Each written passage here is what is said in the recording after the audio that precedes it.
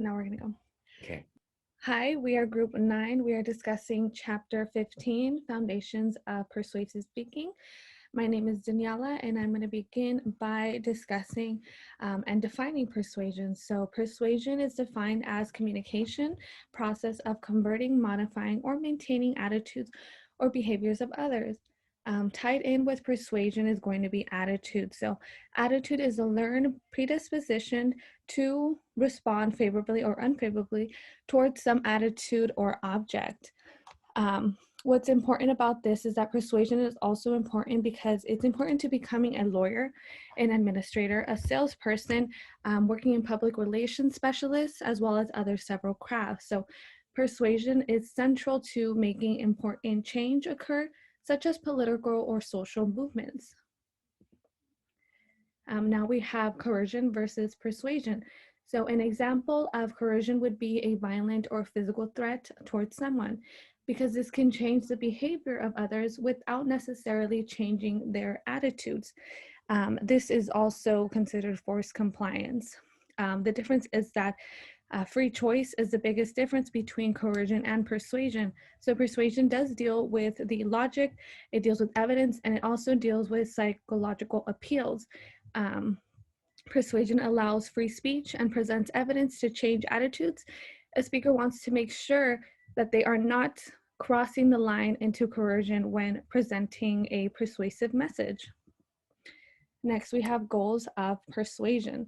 So goals of persuasion can be described using the social theory judgment model. The theory presents that when listeners hear a persuasive message, they compare it to attitudes they already hold, which leads to pre-existing attitudes. Pre-existing attitude serves as an anchor to the listener, which deals with latitude of acceptance or the latitude of rejection, which is the range of possible attitudes an individual may hold towards a topic. The further away the topic the speaker is presenting is from the latitude of acceptance for the audience, the harder it is to change their attitude. Conversion should not be the goal of persuasion. The goal should be an incremental change. An example of an incremental change would be if a speaker's stance is free healthcare for all.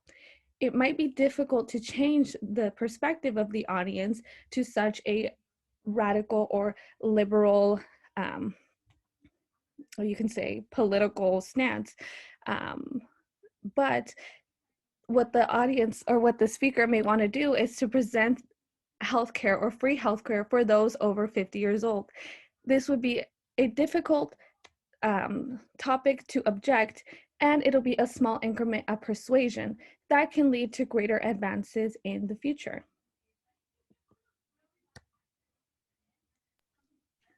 All right. Hello, everyone. My name is Keanu, and today I'm going to be going over attitude behavior consistency. Often, changing attitude is not sufficient. It is behavior we seek to change. In other words, focusing on one's attitude shouldn't be the main focus in a sense, because in order to have someone's full belief and full behavior switch, you must focus on their behaviors and their feelings towards that in order for there to be change or actions or results to occur.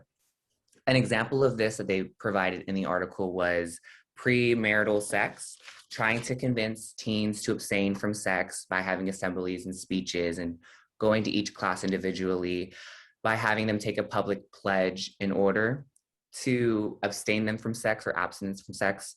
Those that took that commitment, the virginity pledge, were later found in a research that 5 years later they had sex. They were not really taking contraceptives like birth control or condoms, which resulted to them having pregnancy, higher chances of pregnancy, similar to those that didn't take that same vow.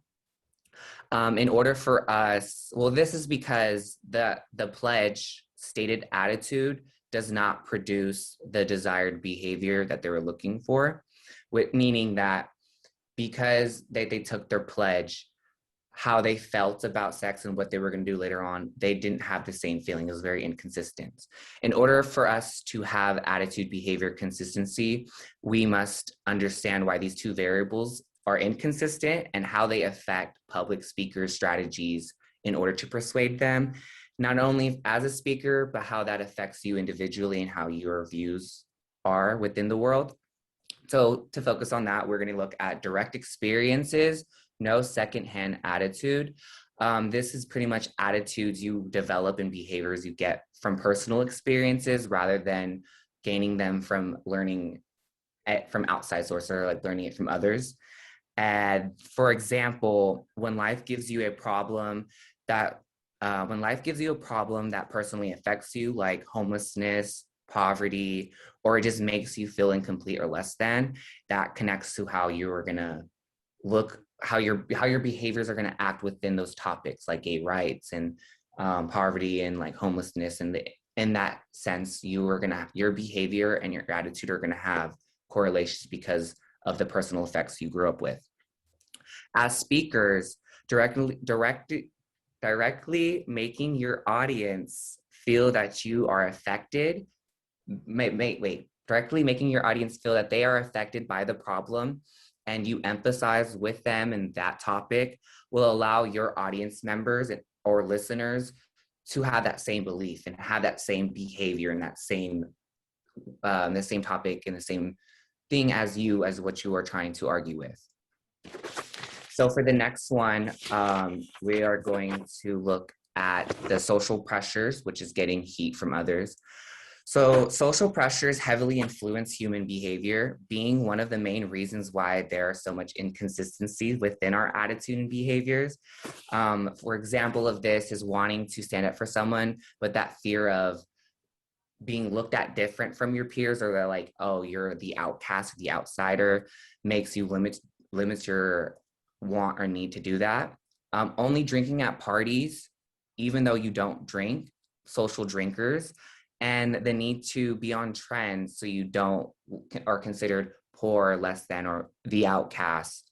As speakers, it may be easier to talk or bring up conversations that are comfortable in a sense, or go with the norm, or like it's easier to talk to a topic with to your listeners that they are comfortable with. But in order for us to switch that, you have to bring up,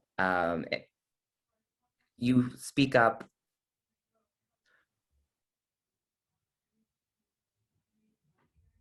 As speakers, it may be easier to bring up topics that favor your audience ideals rather than yours.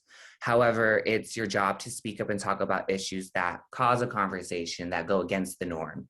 Otherwise, you'll always have inconsistency within your attitude and your behavior. So what you're practicing is not what you're preaching.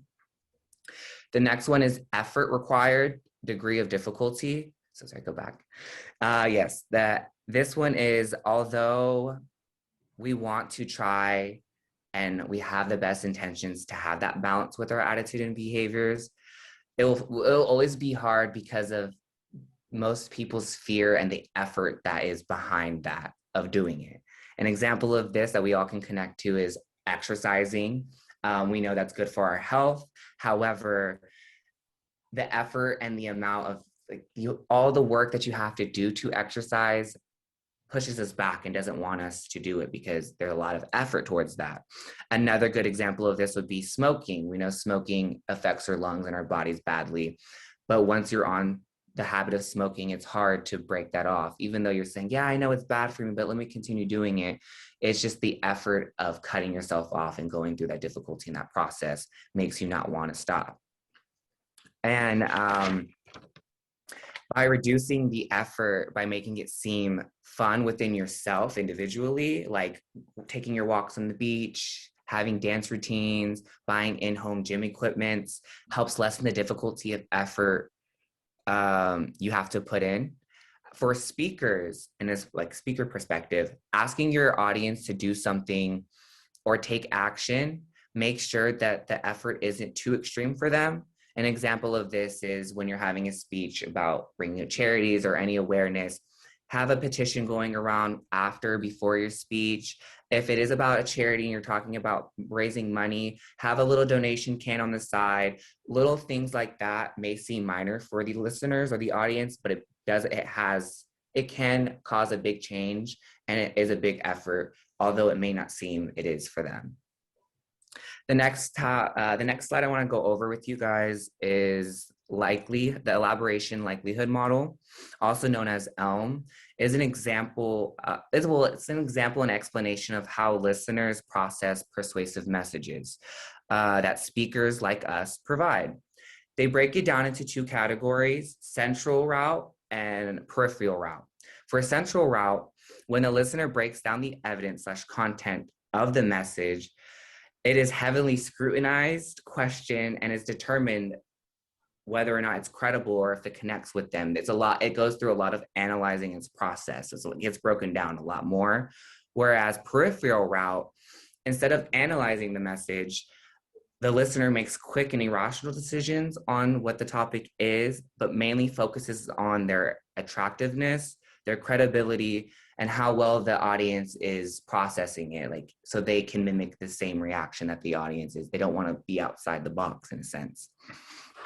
An example of this that we see all the time is social media and mainstream culture, Twitter, Instagram, things like that. Because we live in a world dominated by peripheral thinking, it is hard to practice central processing due to information overload and people's resistance to change. However, as speakers, we must acknowledge the importance of both, finding a balance.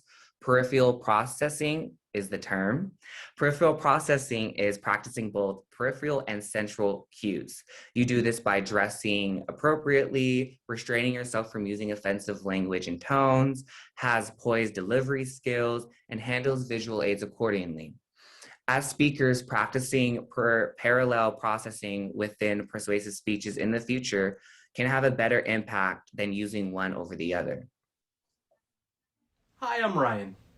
So, after you figure out the goal of your persuasive speech, have a better understanding of the difficulty in changing both attitudes and behavior, and comprehend persuasion through the lens of central and peripheral routes, the next step would be to figure out what your main claim of the speech is going to be. This primary claim of your persuasive speech is known as a proposition, and in total, there are 3 different types of propositions that can be driving your speech forward. What type of proposition you decide to advocate is completely dependent on what your goal of the speech is. Are you attempting to spread awareness of a certain fact or a set of facts? Well, if you are, you'll most likely be advocating a proposition of fact. According to the textbook, Practically Speaking by J. Dan Rothwell, a proposition of fact alleges a truth, such as open carry gun laws would provide significant protection against criminals. Here, you would argue factual accuracy. It is also important to remember that a proposition of fact is an assertion of fact, not a description of what is true. Propositions are controversial and debatable. The second value mentioned by Rothwell is the proposition of value. According to Rothwell, in the textbook, a proposition of value calls for a judgment that assesses the worth or merit of an idea, object, or practice. The way you would go about presenting your proposition of value would be by providing standards or criteria for assessing the value or worth of what you are claiming.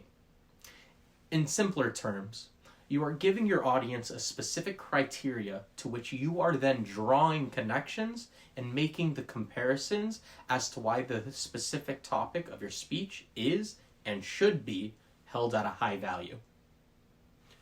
The third and final proposition, as mentioned by Rothwell in the textbook, a proposition of policy, calls for significant change from how problems are currently handled.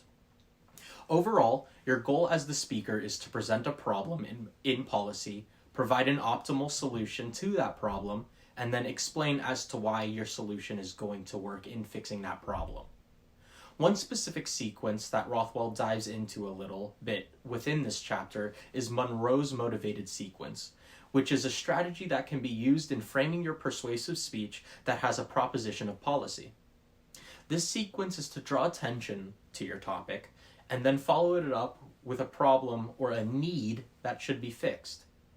After that, you will go into the satisfaction of what the need can be changed into, while guiding the audience into visualizing what the world will be like once the problem is solved. Finally, you would wrap up your speech with a call to action, one that will invoke people to make a change in regards to the topic at hand. Throughout the world, there are a vast number of differentiating cultures, all of which seems to have different morals, values, ethics, and behaviors. Generally speaking, there are two different types of large categories in which cultures can be framed: that of an individualistic culture versus that of a collectivistic culture. Many Western cultures, including countries such as the United States, Australia, and Great Britain, are individualistic, which means that they emphasize personal autonomy and competitiveness, privacy, individual liberties, and the toleration of nonconformity. On the opposite side of the spectrum lies more collectivistic cultures, which includes countries such as Guatemala, Indonesia, and South Korea. These collectivistic cultures emphasize group harmony, intra-group cooperation and conformity, and individual sacrifice for the sake of the group. If there's one thing to take from this, however, it's this. Cultures that are on different sides of the spectrum, from individualism to collectivism, require different types of strategies in regards to how you go about presenting your persuasive speech. The speech needs to appeal to the correct audience, and by understanding the differences between collectivistic and individualistic cultures, you will then be able to properly mold your speech into the correct formation. From the wording you use to the stories you tell, these different cultures will respond to information differently. And so it is vital that you, as a speaker, understand the differences between the two and use that knowledge towards driving your proposition into the heart of each recipient. Thank you.